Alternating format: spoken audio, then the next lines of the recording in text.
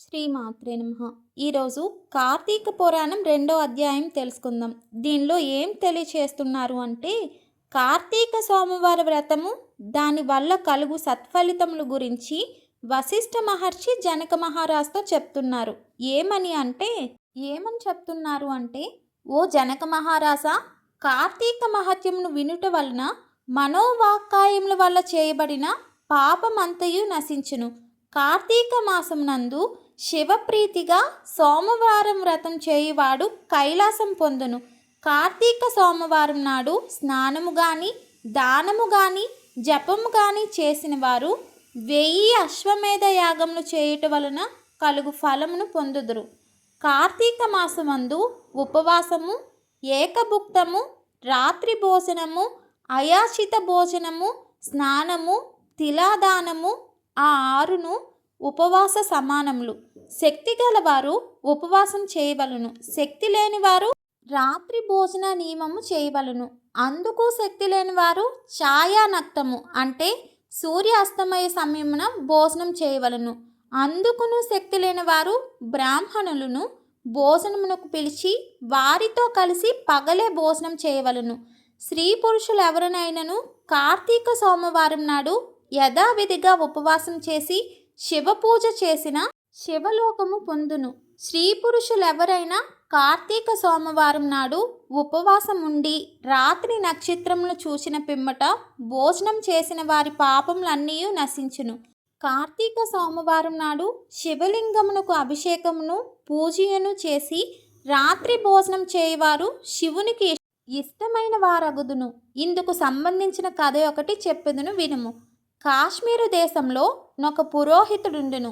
అతనికి స్వతంత్ర నిష్ఠూరియను అనే ఒక కూతురుండును. ఆమె చాలా అందమైనది.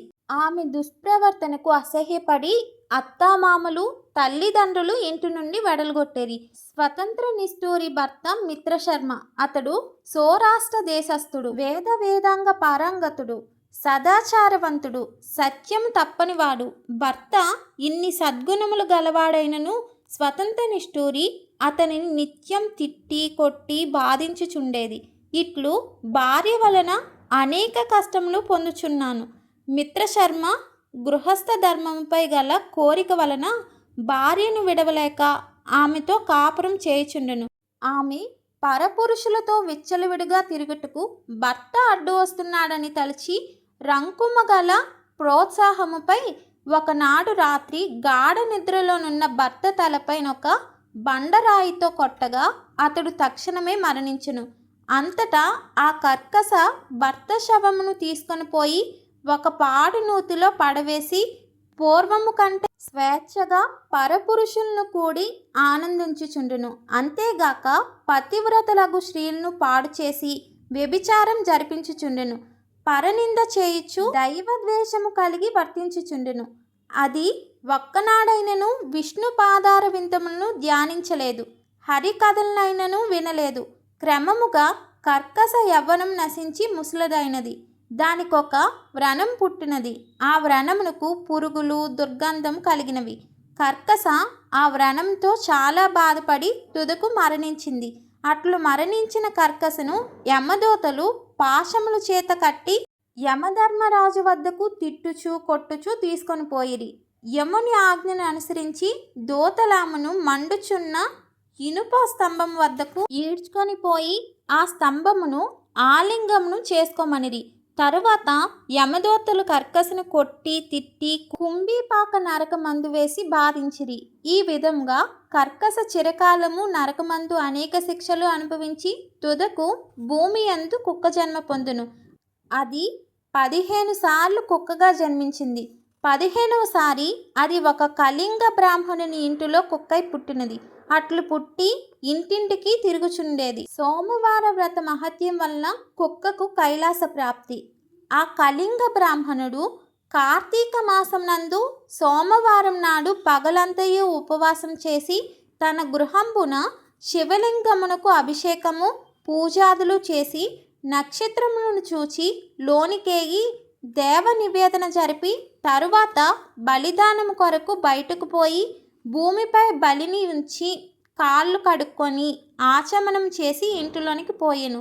ఆనాడు ఆ కుక్క తన యజమాని ఇంట ఆహారం దొరకనందున ప్రదోష సమయంబున తన యజమాని భూమిపై పెట్టిన బలిని భుజించెను. ఆ బలిని భక్షించగానే ఆ కుక్కకు పూర్వజన్మ స్మృతి కలిగినది. అంతా ఆ కుక్క భూసారోత్తమ రక్షింపుము రక్షింపుము అని పలికెను. బ్రాహ్మణుడు ఆ మాటలు విని ఆశ్చర్యపడి, ఓ కుక్క, నీవు మా ఇంటిలో ఏమీ తప్పు చేసినావు? రక్షించమని కోరుచున్నావేమి అని అడిగెను. అప్పుడు ఆ కుక్క, బ్రాహ్మణోత్తమ, వినుము. పూర్వజన్మలో నేనొక బ్రాహ్మణ స్త్రీని, అనేక పాపములు ఆచరించి తిని, జారినీని, వర్ణ సంకరము చేసిన కులటను. అందువలన నరకము పొంది యమదూతలచే అనేక విధముల బాధింపబడితిని. భూమిపై 15 సార్లు కుక్కగా పుట్టి తిని. తుదకు ఇప్పుడు నాకీ జాతి స్మరణ కలిగింది. ఇది ఎట్లు కలిగినదో తెలుపుము అనెను. బ్రాహ్మణుడు ఆ కుక్క మాటలు విని దివ్య దృష్టిని చూచి జరిగిన విషయం గ్రహించి, ఓ శ్వాసమా, నేడు కార్తీక సోమవారం. నేనీ దినమున ప్రదోష సమయం వరకు భుజించక నేను భూమిపై పెట్టిన బలిని భుజించినావు కనుక నీకు జాతి స్మృతి కలిగినది అని చెప్పగా, స్వామి, నాకీ కుక్క జన్మ తొలగి మోక్షమెట్లు కలుగునో తెలుపుడు అని ప్రార్థించగా, ఆ బ్రాహ్మణోత్తముడు జాలిపడి తాను కార్తీక సోమవారంలో చేసిన పుణ్యమును ఆ కుక్కకు దారపోసెను. అట్లు బ్రాహ్మణునిచే కార్తీక సోమవార పుణ్యమును పొందిన కుక్క తక్షణము దేహమును వదిలి గొప్ప తేజస్సు గలదై అమూల్యమైన వస్త్రాభరణాలతో అలంకరింపబడిన దివ్యకాంతగా మారి తన పితారులతో కూడా కైలాసమునకేగి ఆనందించుచుండును. కనుక సోమవార వ్రతమెల్లను చేయదగినది కనుక, ఓ జనక మహారాజా, పుణ్యప్రదమైన కార్తీక సోమవార వ్రతం ఆచరింపము అని పలికి తిరిగి వశిష్ఠుడిట్లు చెప్పెను.